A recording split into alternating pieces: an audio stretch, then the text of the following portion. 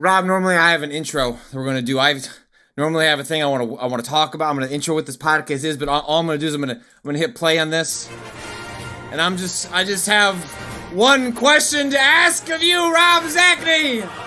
Every episode I start with one question: are the Bears back?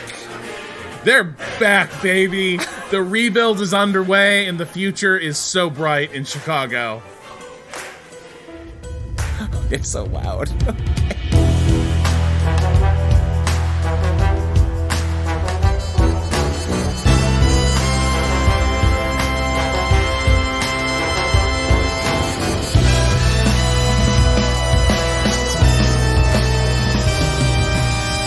Justin Fields, the greatest thing to happen to the NFL since the T formation. Oh my God. Yes. Hey everyone. Welcome back to Waypoint Sports and Sports Adjacent Podcast. It sets out to disprove the notion that people's lives to get into pixels jumping around the screen can't also be unhealthily interested when there's condescendingly referred to as sports ball every Super Bowl. I already asked you the question, Rob, but did you watch that game? Did you watch the game? I did. I stupidly signed up for NFL Plus. Which is what? So that's their full replays with the all 22 camera and the radio calls and such. It used to be a pretty decent service. They revamped it and relaunched it to make it better. It's actually worse in many respects. So I'm not sure like what they did with all that. But yeah, for $80, I can watch a highly compressed, low-res replay of the game, but I can also watch the All-22, which is cool to give you the full view of the field. Do you want to explain to people what the All-22 is? I feel like even football fans may not know exactly what that means. Yeah, so everyone's familiar with the way football looks on TV, right? The camera's basically lined up with right in between where the two teams line up, and which is a weird way to watch football because it's not how it's played, right? Like we look at it horizontally. It's a game that's played vertically. Right, like the way the game is conceptualized is what the camera angle you see in Madden, which now you see a lot more in NFL broadcasts via like the spider cam. Yeah. They've got running around there. But the thing is, both these like camera angles have limitations, namely that they try to follow the action, but they are zoomed in, they are cropped views of the field, and the NFL, especially as the years go by, has become increasingly a passing league where the field is being stretched by receivers running routes. And so a lot of times key things are happening like right off screen because the players involved have literally run out of the frame. And so especially when we're talking about things like quarterback decision making or what's happening in a passing game, who's open, you don't really have any idea if you're watching the broadcast because you can't actually see where the receivers and the defensive backs are sort of scrapping it out for position. You only see the results of that when the quarterback decides to fire a pass, and goes one way or the other. Or running especially, right? Like running is a lot of what they call like stunts and pushes and pulls in which it's like arms on shoulders and body parts that you just can't see. So when you see a running back go like 3 or 4 yards and you go, I don't understand how they did that. If you were to switch the camera around, you can see where like a guard, pancakes a guy and gets him to the ground. Right. And that's just not something you see in a scrum of two linemen giving themselves minor concussions as they collide into one another. Yeah, and so the All-22 is just a hyper zoomed out view where you see keeps all 22 players who are on the field in frame at all times, so you can see the entire play develop, and you can see it frequently like from that vertical angle where you will get a view of what is happening on the lines, what's happening with the receivers. And so it's a cool thing. The NFL's tended to, like, coaches watch the All-22. This is what coaches and teams study and prepare for. It's a feature that comes with NFL Plus. It came with Game Pass. It's kind of cool, but at the same time, like, it's like one of the worst sports apps I've ever used, honestly. This is like they are years into this, and they just relaunched this entire thing, and they're like, "Boy, get a load of the new app." And I'm like, "It's the exact same app, but like worse." When it launched alongside this new season, you and I follow, like, when things get weird in like games media, you follow, like, one of the one versions of this is a number of people in the media it's less true these days, but like there's a lot of legacy media folks that have like what's called a Steam Press account, which basically allows you to log into Steam and add any game to your library. It's extremely useful for coverage purposes. But a lot of people, I think Valve has started taking these away from people who leave media, but that was not the case for a while. And there'd be times where like it just went down, like either it was a glitch in the system or something. It always came back, but you would see a bunch of games media be like, oh my God, I can't add whatever games I want to my Steam library. I'm so mad right now. And a different version of that, more legitimate version of that, was the new Game Pass, stuff rolling out and everyone just groaning at an already archaic system becoming worse under the guise. Well, they broke it for like a full year. Like they broke the All 22 stuff for like all of last season. I stopped subscribing to it. But yeah, it's a cool thing, but like it's not actually that great if you're watching a replay. And literally I can't get sound to play on the Xbox app, which is a fun new glitch. But point is, I watched the Miami game. And I asked you, you hadn't been watching in real time. This is definitely the kind of season, despite the Bears having some real promise the last couple of games, there's no guarantee that's consistent. And especially because it's not as easy for you to just like tune in and watch the games because you're not local, not paying for what is it? Not Red Zone. It's Sunday Ticket, which is really expensive. It's several $100s. But you were watching some of the highlight reels like as it went along, like things going on Twitter, and then I implored to you that you have to watch this game start to finish. It is one of the most entertaining games I have watched as a Bears fan, primarily because it is the first time, as far as I can remember, especially in my adulthood, where when the Bears fumbled a punt blocking to kick a punt away, and they took that ball, scooped it up, scored 7 points. All I said was, who gives a shit? Give that ball back to Justin. He's going to make magic with it. And almost every single drive they did. And I mean, I have not hooted and hollered to a degree that I have during this game. It was so much fun. I have not felt joy like this in a long time. Yeah, I mean, so we've had 3 games in a row now where the offense has actually put a lot of points on the board, and this is the first one. They've got Chase Claypool, right? Mm-hmm. The Steelers receiver. Yep. And so he is one of the first sort of marquee receivers the Bears have had in a bit. I know that like Mooney is a Bears receiver that has a very good connect. Like, he's very fast. He's good at running those vertical routes. But he's also small. He's not like this big body, almost tight endish sort of receiver. He's also not as fast. He's and there's like a mental physical game that comes with playing wide receiver, where like a lot of times the battle is won right at the line, where like just how a guy breaks out of his lineup position is a huge part of that. Like that, he will gain a step or two on the corner covering him. That like the corner struggles to ever get back. If you can do that, you have a very good chance of being open for your quarterback. And you can see that too, right? Where like, okay, Claypool is opening up routes that weren't there for the Bears. But also his primary role in Pittsburgh was to run what they call go balls, which is that you just go get the ball. It's a little more complicated than just run straight. Yeah. But not too much different. He does run other types of routes, but that was like some of what he was best known for, was just run really fast in a straight line and try and beat the guy in a foot race. And you saw that in the opening drive by the Bears, where they got an enormous pass interference because he ran fast. Guys, the Dolphins defense, flipped out, and then they gained 40 yards or whatever on the play through the pass interference. And that's what you get from a guy that can run fast and like go get a ball. Yeah, and I think he's just got a little more craft than Mooney does. Mooney, it seems like he needs to actually have the full foot race to get it done sometimes. Although he's starting to get really good at those back shoulder catches as well. There's starting to be some real connection there. But the point is, watching this game, it is ridiculous how much Justin Fields changes just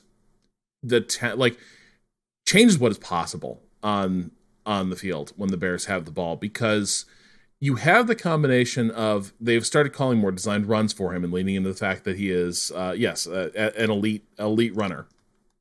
That has also, I think, stretched defenses enough where he's finding more open receivers than he used to. And so, like, in that, I was surprised that first half of the game, a game where he set like a regular season record for rushing yards by a quarterback. 178. He was, yards away from the NFL record, which is Cap's 180, 181 in a playoff game some years back. But just extraordinary numbers by any measure. And also, but in that first half, I was surprised how many great passes there were as well in there. As the defense is sort of, you can see on the tape the way defenders kind of flinch every time he makes like he's going to run, or he turns his shoulders like he's going to throw. They react every time because they do not know what he's about to do, and in either case, it could be explosive. And so that's changed. It is something I've never seen a Bears offense be capable of. You could say, go back to the Cutler years. It was like firing shots wildly downfield was how it often felt. It was he was a lot like a less talented Favre. Yeah. In which Jay Cutler had an arm. It was a cannon, as they say, and he could whip that ball down the field. But then you were holding on to your heart because you didn't know if that was going to be an interception or it was going to be like some wild. He wasn't a particularly accurate deep thrower. He just could throw it really far. And Justin Fields can throw it really far, is an accurate thrower, still struggles in the middle of the field. That's the kind of thing that's going to really unlock his full potential if he can figure out that short yardage stuff. But he's also just faster. You can just see him, doing less of the I'm going to wheel around for 10 seconds hoping something happens. Usually when he's wheeling around, it's because he's already made the decision to run, or he's trying to get the linebackers to bite on something. And but he still has enough downfield presence where if he does see something open up that makes more sense than the run, he will take the shot. Yeah. Yeah, and it's the rap on him was that he was kind of slow at processing the field, which is something you can't really teach and it's hard to train up even. You either have it or not, but it seems like as he's figured out or as the offense has been retuned around his identity as a player, he is able to rely more on his instincts. What does it feel like is the right thing to do here? Well, it seems like they were trying to do was, hey, we have a pretty bad patchwork offensive line that hopefully will come up with an identity throughout the season, but we think that they're going to leak a lot of defensive players pretty quickly. So we want you to kind of stick in the pocket, trust the scheme and figure that out. And what happened over and over was the man got fucking crushed. And now that they've just defaulted to, look, is how he is playing football right now a long-term solution to the game of football? No, but look at Lamar Jackson. Lamar Jackson is not an elite pocket passer, but has developed the ability to combine being a legit running threat with throwing. And that's how you have a long career. And also, you know what? I don't care if he has a long career. I mean, I hope he does. You know what I mean? Yeah. But also let's go have some fun. I let the man cook. So the thing I will say though is that offense. 3 games in a row where it's what is this offense? And it's getting faster. It's and the Dolphins have a pretty middling defense. Yes, but the Cowboys have potentially the best good one defense in football, and the Patriots have a top 10 defense. Maybe, and it wasn't the Cowboys defense that won them that game. It was their offense, driving the dagger through the Bears' heart. But the Bears kept putting points. They hung on in. The board. If they were able to have gotten any stops whatsoever, I don't think they win, but they're it doesn't that the final score looked like a blowout. It wasn't really a blowout in that way I think we're used to seeing. It was a blowout because the defense doesn't exist at the moment. And in the Dolphins game, the only difference was he scored faster. He just not for that blocked punt, the Bears win that game. They scored more points. If not for a missed past interference call, the Bears stand a good chance of winning that game. Or at least pushing it to overtime.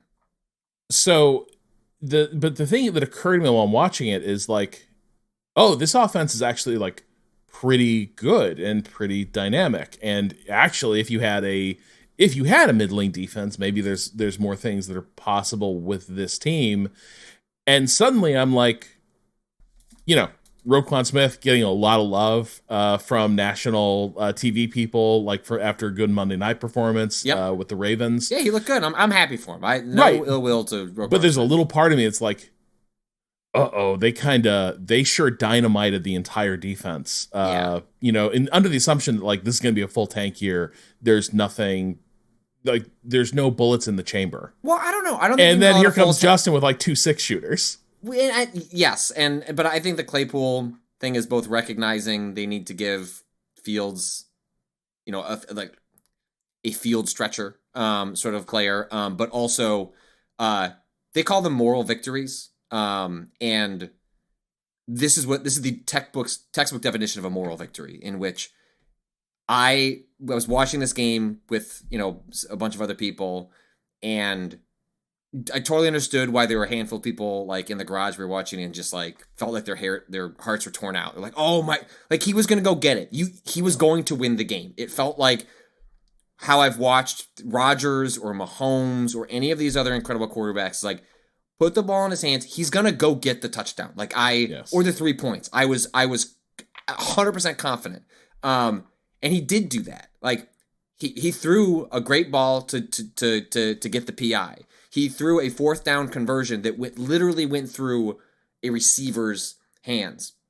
And as a result of that, they lost by 3 points, retained a better draft pick, and proved they have a guy who could be like an elite, like top 5, like at worst top 10 quarterback. And like that's hard for some fans to stomach, the moral victory, but football teams are organizations. They're long-term planning, and like well, the Bears haven't been one in a few years. No. And that is the thing that I do bear in mind with this is, there's a part of me that's like, oh shit, they should have gone all in on the season because they could have snuck into the playoffs if they kept they kept Quinn, they keep Roquan. Like, you look what's happening with the Packers. Like, there's a scenario where you can imagine them sneaking in as the 7th seed. But what, just to get blown out in the first round and then have a pick in the teens? It's like, no, thank you. Like, I would, if I had my way, they would lose every game in heartbreaking fashion like this, and have a top 7 draft pick. In some ways, they're having the season that, like, I think the Lions really wanted to have. They did, yes. Which was, we're going to continue the rebuild, but we're going to like put some pride in this team, and the team's going to come out of like it's going to lose a lot, but it's going to come away confident from. And they had a lot of those these moral victories last year, where they lost a bunch of 1-score games and kept it tight with extremely difficult competition when they had very little talent. And the Bears are in that situation as well, but the difference is they have a quarterback. Jared Goff isn't awful, but he's serviceable. Like, maybe he'll be on the Colts next year. It's, weirdly, I didn't feel this way in the beginning of the season when Fields looked just kind of iffy. But now, I mean, ask me in a month, but I feel like I couldn't be more excited that like free agents are going to want to come here. This is like the kind of, you want to be part of this? You want to be part of Fields? Like, look at that man go. That 65-yard or 61-yard touchdown that he ripped off, which people are going to forget because it got called back on a block on the back penalty. But he did another one of those earlier this year. The third quarter, the 3rd and 6th. Yes, it didn't count because of it. Just ran through 4 guys who were converging for the tackle. It's like he vanishes briefly, like in a puff of Dolphins jerseys, and comes out and then takes it to the house. By the way, loved Mooney's block on that, where really smartly, not turning around, not engaging, just moving his body in the way of the guy running the pursuit. Well, he was apparently the target on that play, and then noticed about halfway through that Fields was taken off instead, and seals that block. So the thing I'll never to what degree is this a maturation, and to what degree it is also, man, they just put they put so many weights on this guy. Like, I think about the way Nagy was using him last year. Continue to be like Nagy's like, I'll never understand. Can you just do the Andy Dalton stuff? Because that's all I got in the playbook. That's what I understand. Yeah, can you just be that guy? And really, like, this year it also seemed like the Hogan Johns and a lot of Bears observers were sort of talking about what is wrong with Justin Fields, that like this organization seems to have so little faith in him doing anything. And then you have that game where they get embarrassed on Thursday night. You've got Rich Sherman and that whole panel being like, what the hell are they doing with this guy? Why are they trying to force him into sort of a, not quite a full pocket passer, but you know what I mean? They wanted him to be dropping back. You're protecting him in a way that find out what he can do, Yeah. And it made him more vulnerable because like nobody was getting open. And the minute they were like, hey dude, if you don't see anything good, just like take it and run, or here we have some option, like we'll call an option play. And if you don't like the first read, you can just take off. There'll be blockers for you. Suddenly he has emerged as like, I don't know. It's clear. It's very clear now. He was the best quarterback in that draft. Like that's done and dusted. But the other thing is he might be the most exciting quarterback in this league right now. Like Mahomes doesn't have to make these plays, right? He is enough of a deadly passer that he can. And yet when he has to, like I fell asleep during the Monday night game and then caught up on the clips of overtime where when asked to just invent magic, we take Mahomes for granted. Like part of what's exciting about someone like Fields is, and the same with it, like Lamar Jackson was exciting, even if other quarterbacks were quote unquote better or more well-rounded as players, is that you're just playing different. It's exciting to see a different style of play. And so that's what's exciting to see about Fields is Lamar Jackson is a good runner, but Fields has a speed that is more akin to, and cutting that is more akin to a running back than a quarterback. And that's what makes it so odd to watch him as a player. I mean, if you, I'm sure you saw it in the All-22, but some of the kind of hop he does on that big gain is just, you shouldn't be able to do that and then pick up that kind of speed to make it to the end zone. And I think nobody had a chance of catching him. And I think it's also just more legible, right? In some ways, like this is like his sorts of plays are Tecmo Bowl plays in a lot of ways, right? Where it's like this is what you live for when you're playing Madden or you're playing Tecmo Bowl. Like guy breaks through the second level, makes a guy miss, and then it's just like taking it to the house, and that's awesome.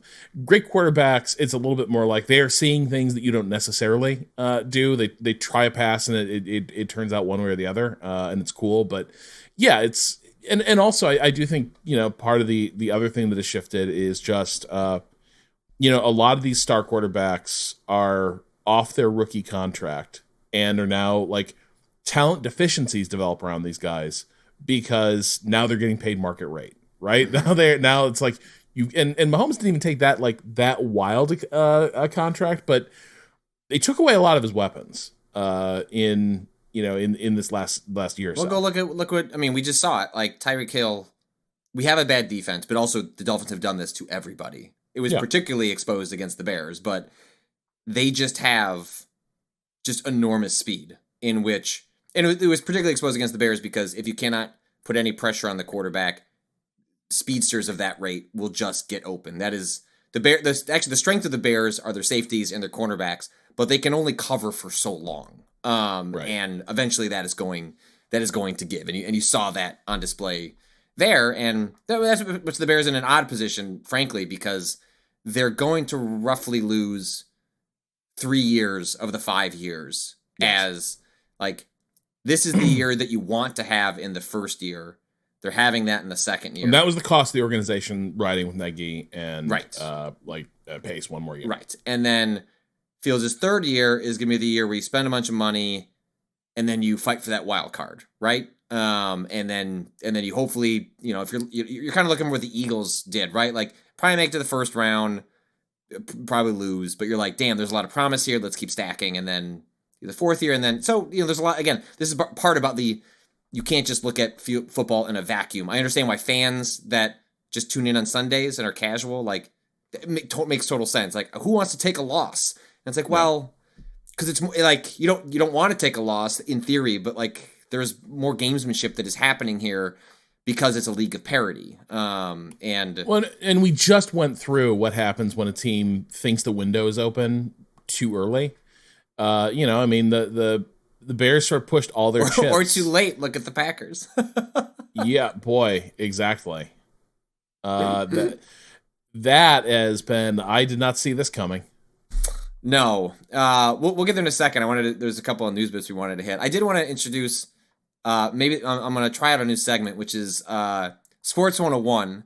I think some people listen to this just want to hear us blather on. Some people are legitimate sports fans, but this question came in and sort of inspired me that maybe this can become a recurring segment. So we're going to call it Sports 101 Question of the Week. This comes. I need to tell people to sign their names when they do the Google form. That's my bad. But this is. Dear Rob and Patrick, thank you for the show. I'm listening to stories of sport. Enjoyed listening to stories of sports joy and despair and fond local history.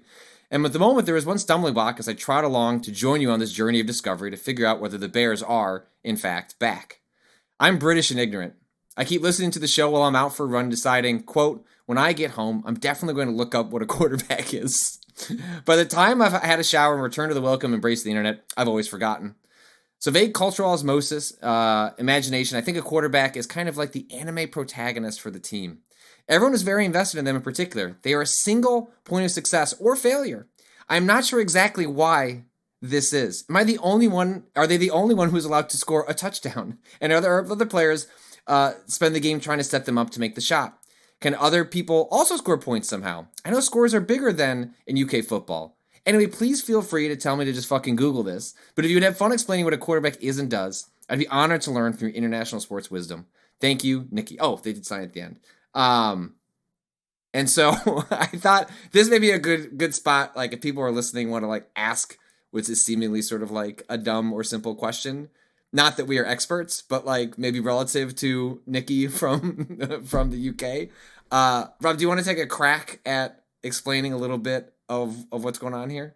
The anime protagonist is not a terrible metaphor, to be clear. That is, the NFL's invested a great deal in making the league about the quarterback position, turning them into big personalities, making them the focal point of everything. But predominantly, this all stems from the fact that football is a weird bastardization of like rugby, and like little bits of soccer are mixed in there as well. It didn't used to have the forward pass. Like right. That is like the thing that we are sitting here talking about that you think is so crucial. This must have been part of the sport from the beginning is not true. Like the forward pass was a development along the way of football. And so like when that was developed, like as the rules sort of like hardened and solidified, certain formations were outlawed and certain like there became like a template that football had to follow. And part of that template is the ball has to be snapped to someone who stands in a certain position relative to the rest of the players on the field.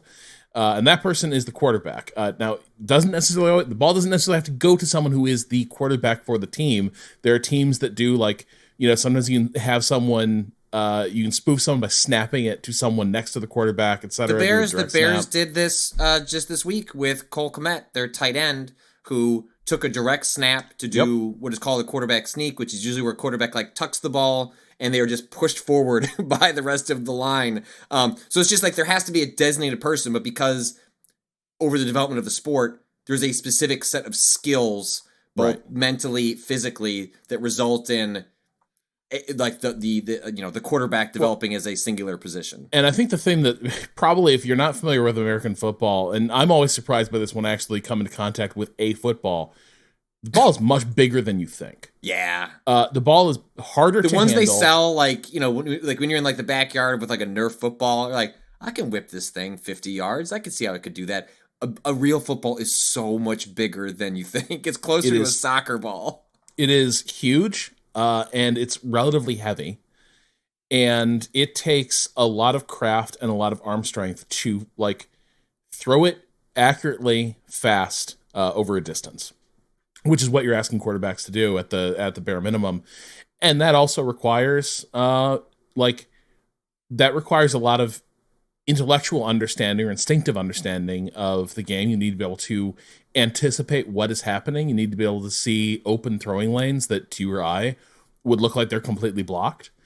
And so it is a really specialized skill set, and it's very hard to screen for because, where players are drafted from is college football, where the talent level is much, much lower, just as a matter of course. And so there's a lot more things you can get away with at that level because the players are frequently not as good and not as well trained. At the pro level, the game gets much, much harder. The way it's described is it feels like the field has just shrunk considerably. It feels claustrophobic. The players are bigger. They're faster. And so what is asked of the quarterback is so much more than at any level below the Pro Football League. And so because your team will live or die by the facility your quarterback has with making these decisions and keeping the offense ticking forward down the field as they advance toward the end zone where they can score 7 points if any player makes it in. But it's their job to direct and deliver the offense to that moment. And it's very hard to find someone who can do that reliably, which is why you end up with the people who can do it, rain or shine, consistently. You hear about them for years because they're once unicorns. Teams find them, they're like, we want to keep you for like 10, 15 years. Please. I mean, this is this ties directly into our own angst as fans is other teams get them sometimes. Why can't we be that team that gets one sometimes? Yeah. And in combination with this, it's worth pointing out that as the NFL as an entertainment product has become more and more popular, they have crafted the rules in such a way to protect quarterbacks from being injured or hit on a regular basis without there being massive penalties because the quarterback, as a result of this, becomes more and more important. And it's more and more difficult to find good, competent ones that if a quarterback gets injured, instantly, so much of the team becomes unwatchable and uninteresting. And because it's not just a sport, it's a product, you have the league constantly pushing for more offense, more points, more ways to protect their star quarterbacks, which then just inflates the value of them as a result. Both in terms of how the sport is structured, but also in terms of how they're promoted. They're also just frequently because we've talked about this before, but they wear helmets, and so you don't see their faces, and they're kind of one of the few players on the field that is frequently seen without a helmet because they are so singular. So it's like whenever a camera pans over to the sideline, it's going to be the quarterback. So it's kind of a self-reinforcing mechanism. In terms of if every player can score on the field, so technically it has to be running backs, wide receivers, tight ends. On the offensive line, they can call themselves what is eligible, which is like, I believe they can like stand up and like brush their chest, which then says, I am eligible to be a receiver. But otherwise, if you are otherwise part of that line, like you'll hear, it's not super frequent, but you'll hear it once or twice a game. It's like ineligible man downfield, which is usually like an offensive lineman. Like the Bears had a big play position. Called back for yes. that because yes, a lineman got. I believe you can chase a wide receiver, tight end, running back, like to block for them, but you have to be behind them. You can't get like ahead of them. I don't know exactly how that plays out, but it's related to this notion of where you are on the line and whether you are technically eligible or not. But I do think the anime protagonist metaphor I think extends to the quarterback is often they are the leader of the team. They are the most important leader of the team, whether or not they have leadership qualities to begin with. This is one of the funny things too, is like quarterbacks, great powers are assigned to them in the imagination of like, what's their aura, right? How do they elevate the players around them? And it's a weird thing. I think there are some guys who are not built for that. I think the Bears had a quarterback, Jay Cutler, who they're like, yeah, he's the captain of the Bears. He's nobody's captain. Like nobody, he doesn't inspire anything in people that way. What he does is he throws the ball and he takes violent hits and doesn't give a shit. That was his skill. Yeah. His skill didn't extend to... He was respected. I don't know that he was liked. And so, and that's just one of the weird things is like it's a hard job that I think that is made harder by the fact that people are looking to see like how do you inspire and like elevate the people around you. And some guys I think are just there to be like, I'm just here to throw the ball good and get dubs, and that's all I really want to do. And that's not really the job description. Like whether you want it or not, they're going to be like, you're a leader of this team. I agree. So yeah, in the future, if people want to write in like specifically to gamingadvice.com with sort of Sports 101 question of the week, just Sports 101. It doesn't have to be about football. It could be about anything. And if we don't know it, we'll attempt to we'll Google it for you and attempt to explain it. So yeah, you had alluded to this before. I do want to touch on this. The opposite of feeling like a window is opening for your team is a window closing for your team, having committed enormous resources to it. And it takes place in our division, the NFC North. The Green Bay Packers, Aaron Rodgers appears to... I don't think it's quite a Peyton Manning style, like the arm doesn't work anymore. I think there's a combination of factors at play. I think he has lost a step. He is also a complete weirdo. And it's like when you're talking about a leader, I don't think Aaron Rodgers is like a leader. He's there to sling the ball and also to yell at you. He's not there to be... a leader for the team. He expects you to follow him, and by being there, like he's a leader in the fact that he's the quarterback, but he's not a leader in like he's gonna be like Kirk Cousins like on the plane after a win taking his shirt off and like dancing to some like rap music. He's just not that kind of guy. He expects you to just sort of fall in line. And I mean, I don't know if you saw those interceptions he threw against the Lions, but they were horrendous. Like they were not players being in the wrong spot. They were Aaron Rodgers just being bad. Yeah, he's there's a few things like in the last couple of years he's effectively held that team hostage a few times in negotiations to make clear. He's turned into Brett Favre, right? Yeah. Like, should I retire? Even the retirement stuff aside, he is just always in the public eye. And it spiked up during COVID, right? When he and we've seen this with a lot of players, like the Kyrie Irving stuff. Like there are players who were already sort of kind of public weirdos that got accelerated in terms of their public weirdness by, I don't know if you would call it like a kind of a COVID permission, but sort of like, it's okay. We're allowed to just publicly be however weird we want. And we're just going to roll with it. It's like once you've gone to the I'm okay being sick and not getting a shot and other people might die because of it, that just opens the floodgates to some of these sports figures just, it was funny when it was just flat earthers, but because that was sort of silly. Now we've gotten to a real dark place with some of these players.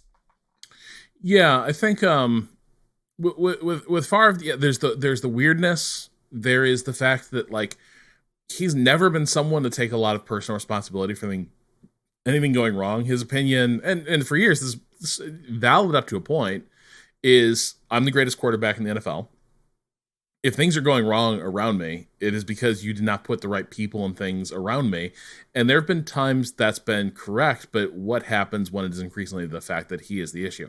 One of my favorite analysts writes over, I think, at Acme Packing Company, which is the SB Nation like Packers vertical. Paul Noonan has done a lot of really good statistical breakdowns of like how Rodgers' game has evolved, and sort of has a long running thesis that Rodgers has at various points started to like mask things in his game or try to buff up particular types of stats that like get prized highly by observers of the game, but don't necessarily translate to effective play. And so for a number of years, there's been a bit of evidence that like, despite the fact that a lot of the wins were still there and the stats were still there, like the greatness wasn't as elevated as it used to be. And now his most basic tool, his most basic asset, which is an absolutely incredible arm, also appears to have like fallen off just a little bit, just that little bit where he went from being a preternaturally great quarterback to like a very good one. Right. That team doesn't work and his game doesn't work being a very good quarterback. And so it's been like overnight. It looks like the organization is collapsing, and also in part, as part of the hostage taking, that team sort of mortgaged its future on paying Aaron Rodgers, and now he's looking around being like, well, where's all the good players? And it's like, well, a lot of people don't necessarily like you, it seems, and also we can't buy the mercenaries you need to come in, and because they've been good so long, it's not like they've gotten amazing draft picks. But they did trade away to Adams. They do have extra first rounders. If there was a year to suck and reset, where okay, we're gonna eat a bunch of dead money, not have good contracts, move on from that, it would be the next 2 years. While you're just sort of like, I think Matt LaFleur is a good coach, has a good scheme, and is caught in a tough spot with this team. They've been extraordinarily good the past couple of years, and I don't think that is all just Aaron Rodgers being an excellent quarterback. I actually do think they have a good coach up there, and they, Luke Getsy, the Bears offensive coordinator, it was clearly part of that. Nathaniel Hackett, maybe he was a fine assistant, is a terrible head coach in Denver, but they call it brain drain, where good teams lose assistants, coordinators to other teams. Yeah. You try to replace that, but that can sometimes give you off years while you try and shuffle that stuff around. And so, will Matt LaFleur, if they lose another couple games, have the courage to essentially bench Aaron Rodgers for Jordan Love to find out, what do we have here? If they're going to win 4 or 5 games, you'd want to take, there's the draft to take a quarterback is next one. And they'd want to do that, or else you can find yourself, sort of like with the Colts. They just fired, Frank Reich because they built up a good team for several years and just cycled through quarterback after quarterback after quarterback, just thinking we'll build the ship and then just drop in a veteran anonymous quarterback and they'll take off. And that clearly, they ran out of runway on that one, and the Packers don't want to find themselves in that situation either. But I mean, they should. I hope they suck shit for the next 10 years. Yeah. And Justin Fields can start stacking can turn this into an actual rivalry again to some degree. Rob, I think we put that Packers game as a loss later this year, but we might have to revisit that one. Yeah, I think they might stomp their heads in. It's because they didn't look great against the Bears the first time they played. No, it's just the Bears played really poorly, and there was no offense from Fields. That's not going to be the case the next time they see each other. So I think they're in an awkward spot. It could be it has looked like Rodgers has that the armor's cracked a few times before, and then comes back with a vengeance. That could still happen, but yes, it does look like there has been an epochal shift in Green Bay, where it's like the Rodgers era, the golden age is over. This is the twilight, and we don't know. Maybe there's still some happy ending in it. But what there is not is the idea that this thing will finally become the dynasty I think they always sort of felt it was supposed to be. We were going to try to do a podcast last week. We didn't get a chance to. I think you watched a lot more of the World Series than I did. Well, hang on. Before we move on to baseball, can we talk about the Colts? Can we talk about the Colts? Hmm? You just want to talk about this Jim Irsay press conference. Well, yeah, I think just one of the wildest things that is happening right now in the NFL is that we have an honest to God Ted Lasso situation that's happened. So the Indianapolis Colts have basically been at sea ever since their marquee quarterback, Andrew Luck, looked deep within himself and said, fuck this shit, and quit. He was injured. He was a great quarterback. He gotten, the hell knocked out of him for years. They never built around him properly. He was always putting inferior teams on his back. He also was a quarterback that loved to get hit. Go to YouTube and look up Andrew Luck congratulating defenders. defenders. Yeah. Like they're famously quotes from defenders who would like knock the shit out of him, and he would be on the ground like, good hit, man, like nice work, and they would just like wouldn't know what to do to this like perennially nice guy complimenting them on knocking the shit out of him. But he got knocked around too many times. He started to develop chronic injuries, and also like when he sort of surprised them on the eve of the season by basically being like, I can't do this anymore. It was clear that like the physical pain, because players and their families have to take all this home with them. It's like if you're going through surgeries and PT and everything, your whole family is kind of dealing with that injury. I think, Rob Gronkowski, probably the greatest tight end of all time, when he retired the first time before he came back to play for the Bucs, he gave an interview, I think, when he chose to come back to the Bucs to talk. Right? I believe so, in which, like, why did you retire in the first place? So you're just going to come back? And he's like, we wanted to give my body time to recover. I think it was after the last Super Bowl that he won, or the team that he was on when the Patriots won. He spent the evening crying in the bed because he was in such unbelievable pain that he could do nothing but just sort of like sob. And this is, like the broiest of bro guys, the biggest of big guys, someone who looks like they're from a Marvel film. Just like couldn't sobbing in their bed in chronic pain.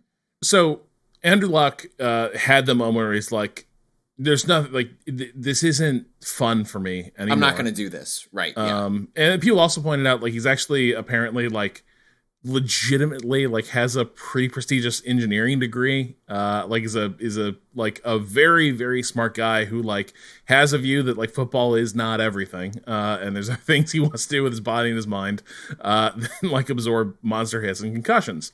So he bounced, and the team has never really figured out what we're going to do at the quarterback position since then. And this has culminated in a season that's been a bit of a comedy of errors. And I think the thing you need to understand about the Colts is that you'll hear things where it's like the Colts are one of the model franchises of the NFL. Oh, the NFL loves how the Colts are run. It's a great organization. The Colts have one little quirk.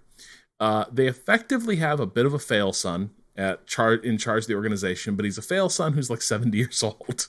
It's Jim Irsay, who is the current Colts owner, famously, when he inherited the team from his father, said he wanted to avoid what his father did, which was to be a like interventionist, loudmouth owner that constantly overrode the decisions or the decision making of the coaches and general managers. I think there's a famous instance in which I don't know what Irsay, I don't know what his father's name was, but the eldest Irsay didn't like the quarterback play, went down at halftime, told them to switch quarterbacks, and then was asked at the end of the game about it and couldn't remember the quarterback's name because they were plastered. And so for a long time during the Manning Luck era, like Irsay sort of stayed out of it. I mean, he had his troubles, right? Like he's had his private troubles with substance abuse and things like that, but still was sort of a like outspoken owner,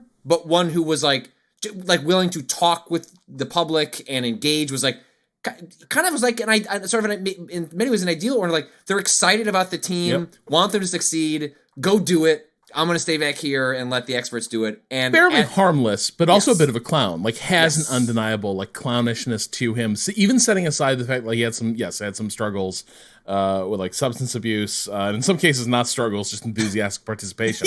But the thing about him is that he is a bit of just an old aging bro, but in the last year, he started really meddling with the team. He insisted that they install a quarterback that he wanted, at the quarterback position. And then he fired this weekend a very well-respected coach that they've had, Frank Reich. And that was not the weird part. The weird part is that usually when you have this sort of like, hey, the locker room is not responding, this is a lost season, it's just time to move on. Usually you appoint someone from the staff or something to sort of step up and let's see what we've got. This is how a lot of organizations have done it. Frank Reich went to an old, really well-regarded Colts. Do we call him a star? I think regionally he's a star. Yeah. Like a very popular Colt who's part of the Super Bowl winning team, a guy named Jeff Saturday. Crucially, as well-regarded as he is, as he was as a player, was like one of those guys where it's like, this guy's everything our franchise stands for. But he's not a coach. He never really did pursue the NFL coaching. He has a winning record in high school, Rob. He is a high school football coach with a record of 20-16. And he was and Frank Reich was shown the door, and instead of promoting anybody as part of his staff, anybody that's in the organization, Irsay went to Jeff Saturday and was like, I want you to be my head coach.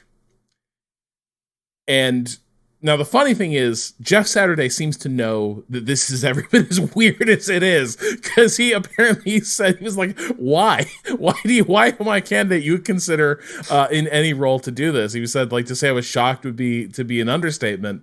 But they give this press conference that I read multiple write-ups of. It's still worth watching the first 15 minutes of it, because Irsay is just... Look, I'll read you a couple quotes. Yeah. We're the fourth winningest franchise in the league since 2000. That means in the upper quartile of winners, we're in the top quartile of that upper quartile. Jim Irsay and Jeff Saturday. I'm glad he doesn't have NFL experience. There's a quote where he's like, football is very simple. Being a coach this is not rocket. We don't build rockets to go to Mars. It's a very simple job we do here. This is one of the most complicated jobs. Like, being an NFL coach is one of the most all-consuming, intellectually, like, nightmarish problems. Like, most coaches are very weird. That somehow manage to have families despite alienating them the vast majority of the year. Jim Irsay asked about the Rooney Rule, which is a mostly farcical attempt by the NFL to have NFL teams, when there is a opening for a head coaching position, they're required to interview X number of minority candidates to make sure they are at least in the conversation. Largely NFL teams ignore this, and they do interviews and then hire who they want. This is why there's the Brian Flores lawsuit. Yep, with interim coaches, I actually don't think you need to do that. There's nothing to satisfy. It is when, it's in the offseason. Anyway, that'll get worked out. But so he was asked about that. There's no problem with perception, unless you guys make a problem of perception. You gotta do it. I understand. I was a broadcast journalism major too. I don't know. Are you guys ever held accountable? Do your editors ever bring you in and say, you wrote that stuff? It was all wrong. You're fired. We get held accountable. That's for sure. It's incredible stuff. But the thing that is irresistible about this is, like, yes, one, this is not a way to run an NFL franchise. This is wildly irresponsible. Bizarre behavior. It was a bizarre press conference. Irsay was like fully in I'm just meddling here. I like this guy's vibe, so I've put him in charge of the team. But here's the very funny thing. The part that is kind of irresistible to me here. By all accounts, Jeff Saturday is genuinely a beloved figure around the Colts. Very good dude. Could this be terrible for him?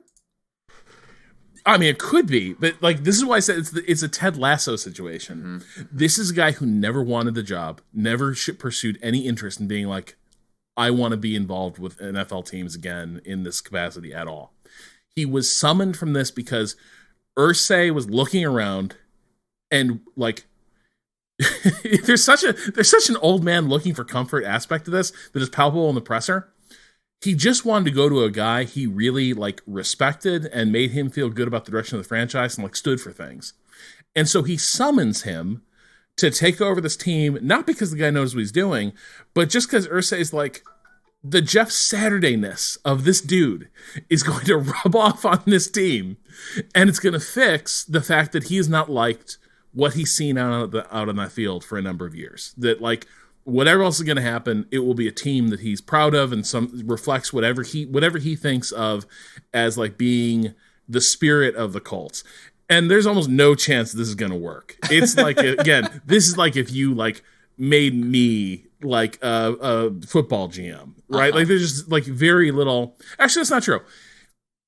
Because I never played the game at that level. He was a pro player. He was part of very successful teams. So it's not that like out of pocket, but it is still like he never did any of the professional development to set up for this kind of role. And we just do not see anything like this happen. Like it doesn't happen. Like people wait years to try and get one of these coaching gigs. Mm-hmm. And this is the movie version of like, we just took a regular guy who the selling point on him is that he's a very good man and a very good teammate and like just has a good like spirit. How far can that carry a team? My suspicion is to the basement. It can carry that team to hell. But what if it doesn't? What if he's the model that like the NFL coach who's like, yeah, I don't know what I'm doing, but I'm just going to empower everyone around me who knows what they're doing, and I'm just here to like negotiate the differences of the team. Now, there have been coaches that are almost that model. They get picked apart because, as you say, the talent drain gets really strong. Mm-hmm. That's sort of like manager version of the head coach tends to struggle as the people that distinguish themselves in those coordinator roles get taken away. But yeah, I can't look away. You know, the way they put it is, you know, Irsay was like, he's got 8 games to prove it, hopefully more. Irsay wants this to be a success. He's all in. Mm-hmm. He's ready to give this man an extension right now. Let him. Let's see where this goes. It makes the Colts must-see TV. Right? Hard Knocks, you got to go back. Oh my God. I think they would have no choice but to go. Because they did last year. The midseason Hard Knocks was about the Colts. And I'm like, you just gotta, we need to get up to speed on this Jeff Saturday situation. It's true. Well, we'll be monitoring it closely. I think we might have, you know, just like we're introducing Sports 101 question of the week, we might have to have a Jeff Saturday check-in once a week going forward.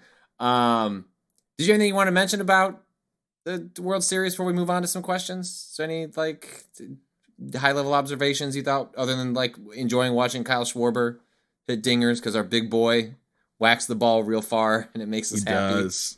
I mean, look, it was a really fun baseball playoffs. Is what I would say. I really enjoyed the series a lot. Up until probably Game 4 is when the Astros really took control of that, because the Phillies were this overperforming team. It's like, you guys have no business being here. It was just, you were on a fluky run at the right time. Mm-hmm. You were hitting all those dingers. Mm-hmm. And then the dingers stopped.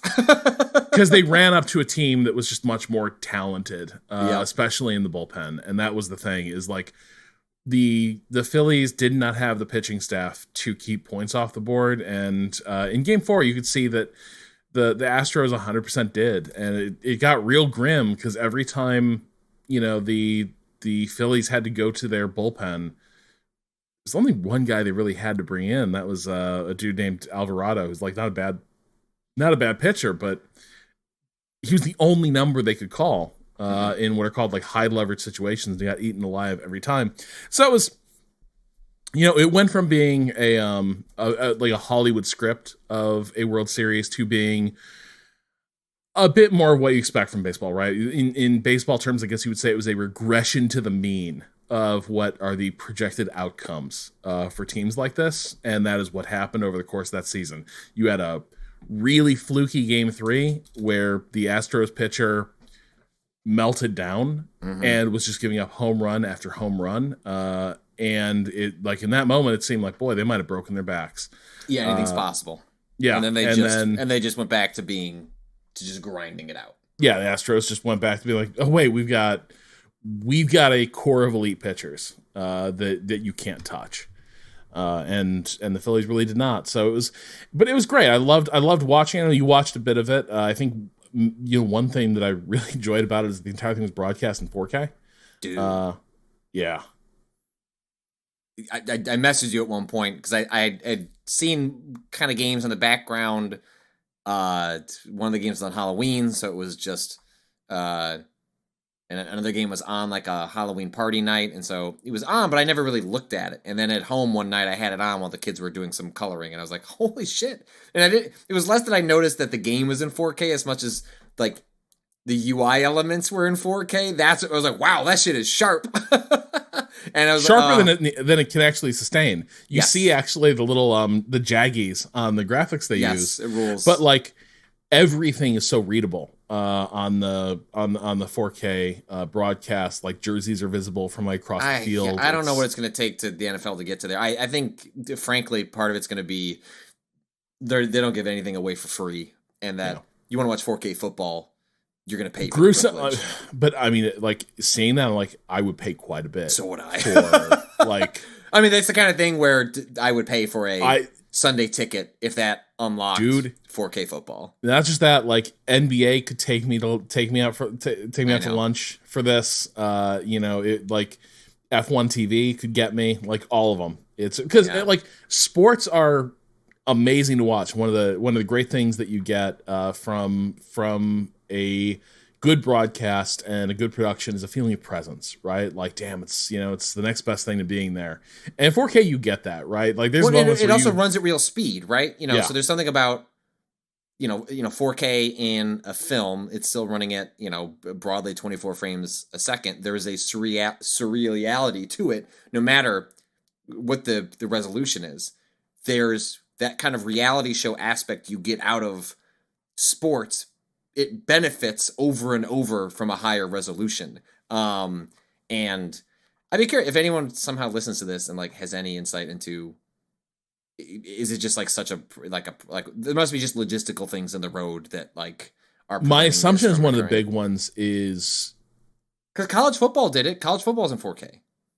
All of it? Obviously way more than other sports. Like, because the thing that strikes me that would be a huge obstacle is that broadcast bandwidth is going to be the issue, right? It's not like Netflix has like, you're making a call on a server. It's also on demand as opposed to it is just being fed out in a way. And notoriously, like satellite dishes do not have the most bandwidth to begin with. Like they're like they are used for high bandwidth like data transfers, but like broadcasting is a different thing. So I imagine that there is a lot of infrastructural issues that come with rolling that out. And I'm here to say like how I will help defray those costs.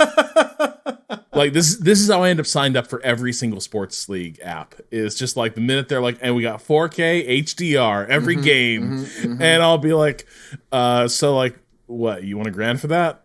I'm in.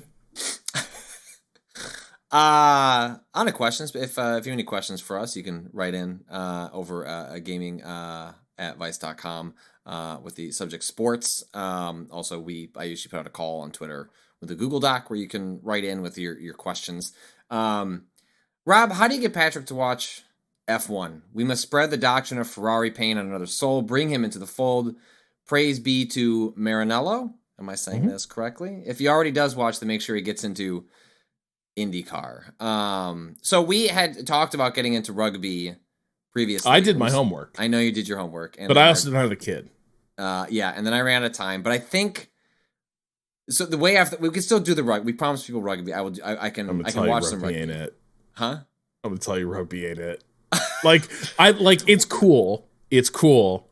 But like, am I rugby built? No. So what I'm thinking is like as part of like as I was trying to think, like, well, how does this even fit into the structure? We already go along with everything else. Like my running theory is that when the NFL season is over and the question could be in front of us, was that gets just sort of the end of the road on the sports podcast? Because it takes like our sort of like bi-weekly discussion point that we feel very passionately about out of contention. And my thought is like, well, maybe not. And that maybe what the sports podcast becomes is we like pick a rugby or something and get into it for 2 weeks. And then like then we talk about it, like maybe why we didn't like rugby. So yeah, hold on though. Aren't you and I both into a ton of sports? Like football season ends, and it's like, all right, it's basketball time. It is. We're through the part of the season that nobody gives a shit about. Right. So we'll see where we're at. But I think that may be something where like maybe we don't want to talk the NBA every 2 weeks, but like we're checking in monthly as we're heading into the playoffs in the spring and stuff like that. But I think that may be where I'm fully open to watching. I mean, you can go back and listen. We did talk about F1 to a certain degree when we watched some episodes of a documentary on Waypoints years back, if you want a taste of that. But I will leave it to Rob to maybe, sometime in the spring, find something on the calendar so that we can. And also, Rob, the next time that like a company writes us, as they did earlier this year, and says, "Would you like to get flown out to go to a thing?" You and I are both going to say yes, because now we have. I feel so weird about it, but Patrick, here's the problem, Patrick. There's a very good chance that people are going to ask us to come out. Would you like to be flown out to the Las Vegas Grand Prix? Yeah. And we should say yes. When is that? That's like next November. Okay. If Waypoint's still here. Here is the thing. Yeah, I mean, like, who knows? TBD. But the thing is, like, so Danny, they made you make a donation to a charity just to like buy a $5. You paid $5 or whatever just to get a spot in the like pre-order line for the tickets. Okay. The things where it's like you're guaranteed a seat is like $2,500. And we all sort of collectively decided it was too rich for our blood, because you have $2,500 just for the seat, and then it's like the flights, the hotel, like you're talking like in an eye blink, you're talking about a $10,000 weekend. Eye blink of the chance to also go to see the Raiders stadium. This is the thing, dude. Like, having said all that, I'm like, if someone's like, "Hey, maybe you guys would be interested in doing a story on," and whether it's a good pitch or not, we're gonna be like, "Fuck yes, absolutely." We're in. So Williams esports team. Yeah, no, I'm so. Rob will do the research, and I bullshitted through harder things before. Rob, I can do it. I can be there with you. Rich in Belfast writes, "Hey gang, longtime Waypoint listener, Twitch viewer with no engagement whatsoever until now, as you have tapped into a prescient topic for me in the subject of parenting in sports. I had put out a call for some folks if they had any topics to share about parenting in sports, their experience with parents around sports. My son and I have taken up running in the last couple of years. Here in the UK, Belfast, Northern Ireland to be specific, I've been taking him to park runs for a couple of years now, doing 2-kilometer runs on a Sunday morning. He recently started doing 5-kilometer runs with me. On Saturday past, on a balmy 14 Celsius morning, we ran a 5K on the beach of Portrush on the east coast of Ireland. I was in trainers, my son barefoot. Shout out, I don't know how, I run and I don't know how you do the barefoot stuff. At points on the run, my son sprinted ahead of me and turned and ran backwards, as youth breeds confidence. Age brings wisdom, though, and I caught him on the final stretch, ultimately finishing within a second of each other. It was a wonderful shared experience that had a slightly bitter sting. My son is challenging me athletically. My son is 8 years old. This has come earlier than I could have anticipated. Is sporting mortality one of the more bittersweet feelings? And is Patrick mentally prepared for his girls to sprint him backwards on some sunny Saturday morning down the line? Fuck capitalism and running backwards on a beach in trainers. Rich in Belfast. I'm prepared for it. My children already beat the shit out of me on a regular basis and don't understand that their dad's body creaks in weird ways. So I'm fully prepared for this. I also don't have I guess I do run, so I guess it would be weird if my child could outrun me, but you don't sprint. Like, no, I don't. I mean, I run like a pretty solid. You run medicinally, is how you've described it. I do. I run 3 miles twice a week at. Well, I guess I could see what is You got a watch that tells you this shit? I do. So I'd have to look up what my pace is. Let's see. This was today. Okay, outdoor run. Well, I was extremely hungover when I did that. That one doesn't count. Today? No, this is like no. Daddy's day off. Got a pre-party Daddy's day off. You didn't see what happened on the Cyberpunk stream, Rob?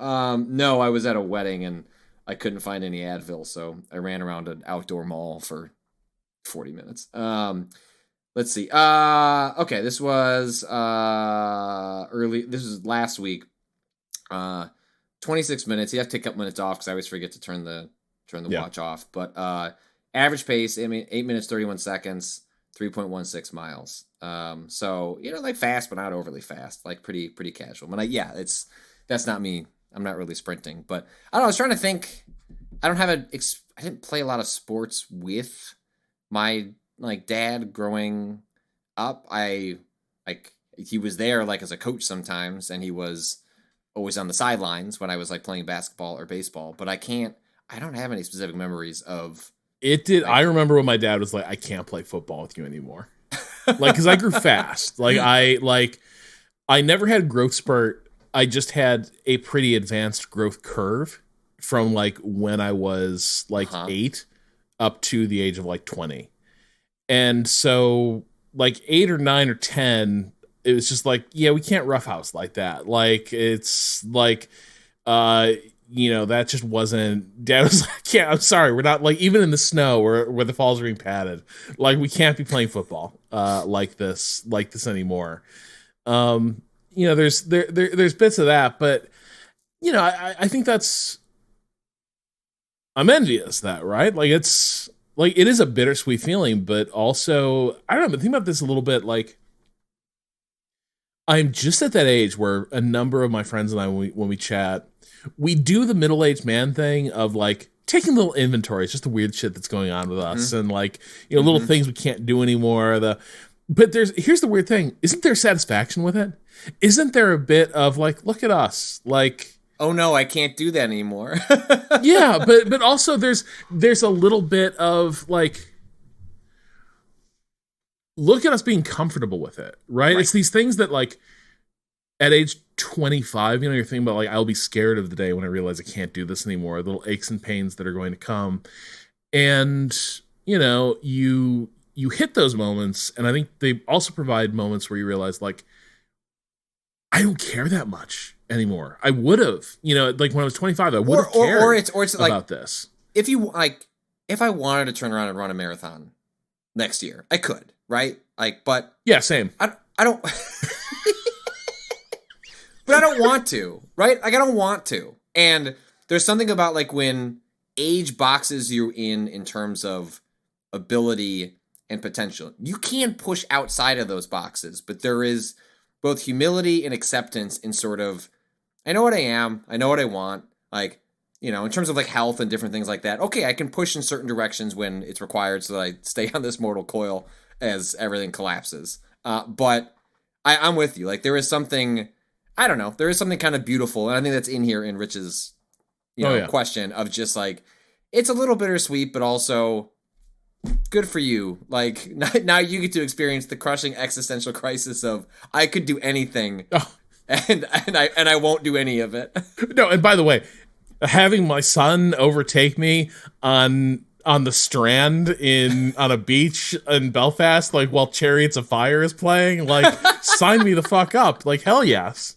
You're gonna meet Rob. Rob's gonna be out there, a couple of years from now. Like, yeah. Who's this man running around carrying this toddler running down the beach? Hey, you did it, son. Like, guard eye trying to flag me down. Bring that child back. Yeah, you gave us too much information, Rich, on your location. Would you rather go into a season knowing your team is bad, Bears, which, I might dispute that framing of that question now. Oh, sorry, Rich is in Belfast, wouldn't be guard eye. Sorry. Apologies, Rich. Would you rather we're going to season knowing your team is bad, like the Bears, or we went into the season believing that, even if they end up having a fun offense, or falsely believe they're good and be consistently disappointed, Chargers, in my case? Gotta go know they're bad. We just did the falsely believing they're good thing. 2019 is one of the worst years of football of my life. Yeah. I remember, Patrick, you and I, we were like, oh man, here we go. This is it. Super Bowl, baby. It was that first game against the Packers where we're like, hey, does Mitch look worse than last year? And I think you were like, everything looks worse than last year. And like, we knew, but then you can immediately read like, oh, this is not good. Bad but vibes. Then in between the games, you think, hold on, this is a good team. The bones are strong. I'm looking at those highlight reels from the year before. Oh, Khalil Mack, Eddie Jackson, Akeem Hicks, Kyle Fuller, like, at no point was I saying Mitch Trubisky, but whatever, we can scheme around him. We did it last year. We could do it again. I watched every minute of We've the Bears Robert getting Quinn. creamed by Vegas in London. And that was the moment I realized, like, this team's just done. The Khalil Mack revenge game. He disappeared. He folded up like a tent. And he might have even gotten hurt. I don't even know. But, like, it was a nightmare. And but I watched so much of that season thinking, like, they're going to bring it around. And the next year, what? They started, like, 5-1 or something like that. But it was fluky. They're doing they did a worse version of what the Vikings are doing right now. I don't think the Vikings are actively a bad team, but they are not 7-1. And no, but the Vikings are like a 7-1 team that should be finishing like comfortably north of 500, but not like as an elite team. No, the Bears were 9-10 games at most, and they're going to win like 12 and get like bounced out of the first round. But the Bears, yeah, they had a great start to the season, and the minute people started to be like, hey, maybe something is going on in Chicago, they put pay to that question. Well, and the thing I'll say about the 2019 season of the Bears, where we came off that, devastating playoff loss, was they're at that point believing the team might be better or at least reasonably as good was not delusional on the part of management or fans. That was just, of course, that was in line with expectations. What becomes crushing over time is when fans realize this isn't working and management, coaches start playing for their jobs and making decisions for their jobs that are not in the long-term interest of the team and not having owners step in to prevent them from making. They start doing things like, you know what? Can't get divorced if we just had a kid. Yes. Like they start making decisions that way. Yes. That is how the Bears felt. Such a good analogy. Did it work for them? No. But it might work for us. Yeah. Now, I do think, I'm curious, you can let us know about the discourse in the case of San Diego. I don't know that people have turned on Justin Herbert so much. They've turned on Staley, though. I think Staley's, like, all of last year's gives incredible, like, press conference explanations, anecdotes, loves analytics, goes for it on fourth down.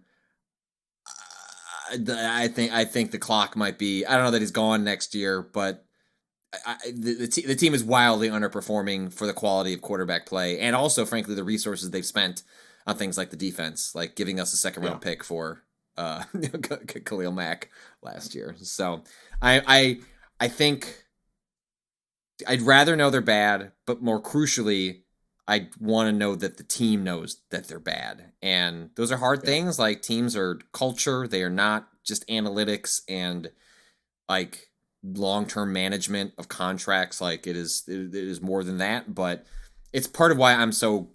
I don't know where the Bears are in two years, right? But no idea. But, like, the fact that the moves they made up until the trade deadline suggested a front office that understands what the team is... at least makes me excited to see what they might do in the future. They seem to understand what the team actually is, which is bad, and that hopefully they can outperform because Justin Fields can take them there, and then you build around it. Has something ever outside of sports, TV, video games, movies, etc., ever gotten you curious or even turned you into an all-out fan of a sport?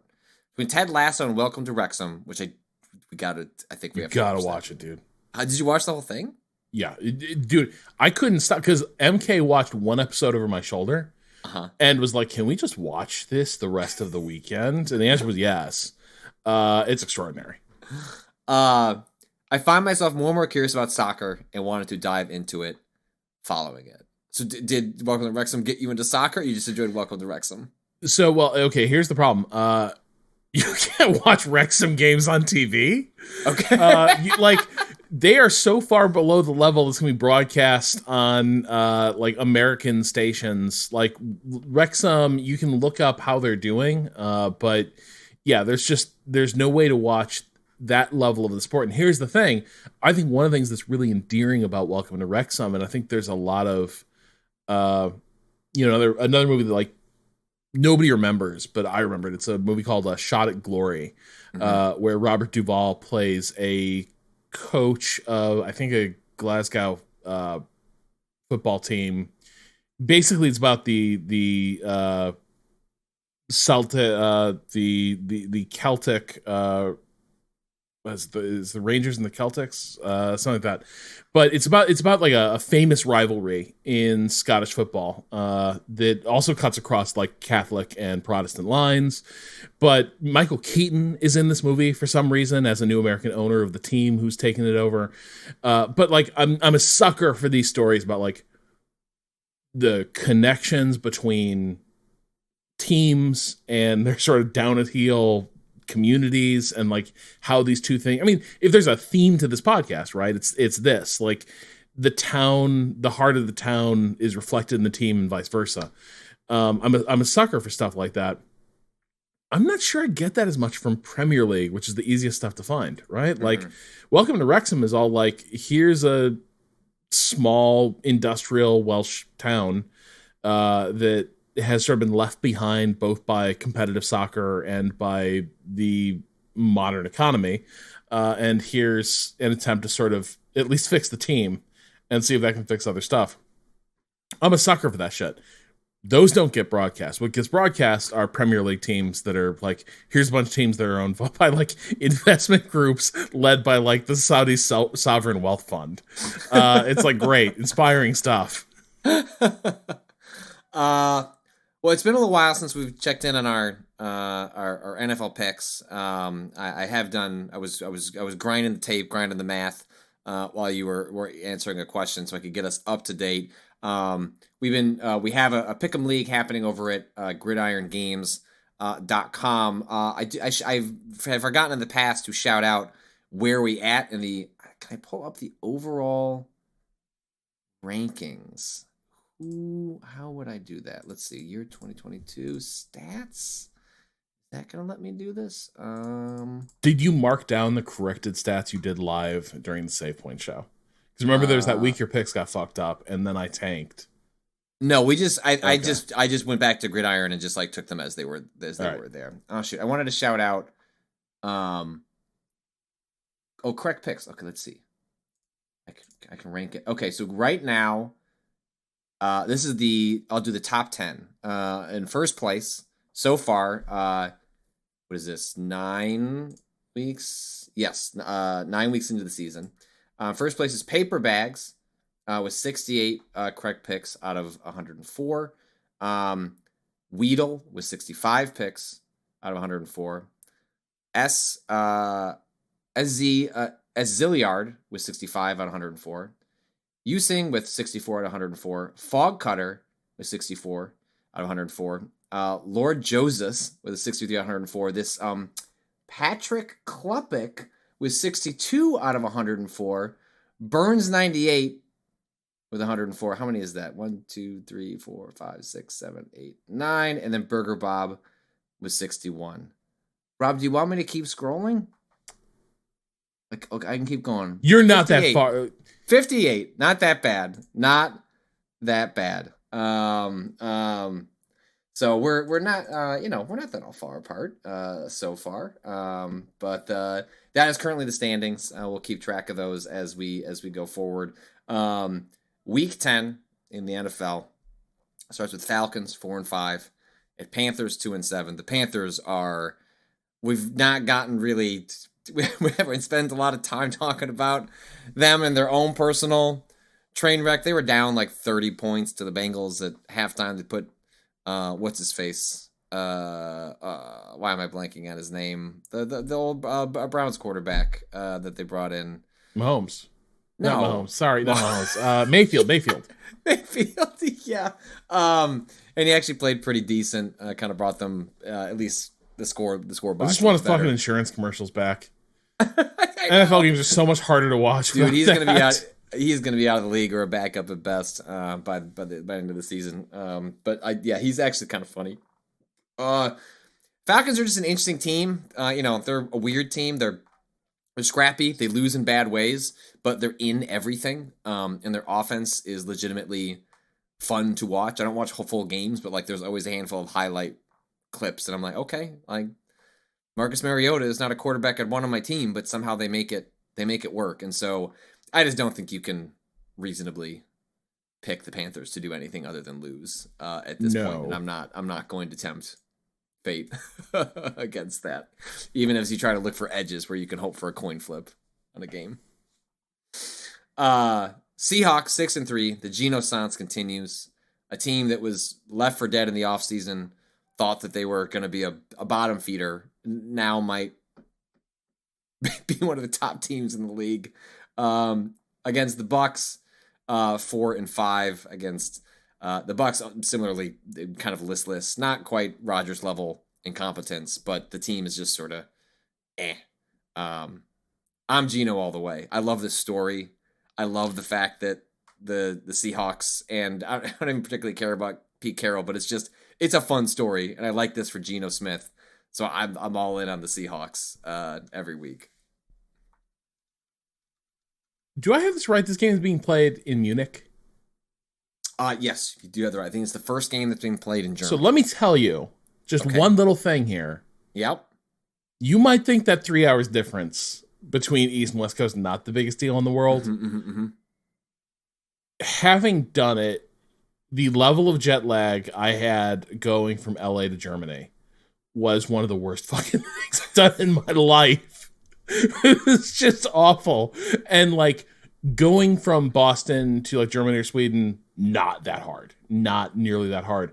But like the minute like you would involve the cross country flight in addition to like the transatlantic flight, it was a nightmare. And I do feel like neither of these teams is that explosive, and I'm actually kind of inclined to give it to the team that's not going to have to travel to the ends of the earth to play this fucking game.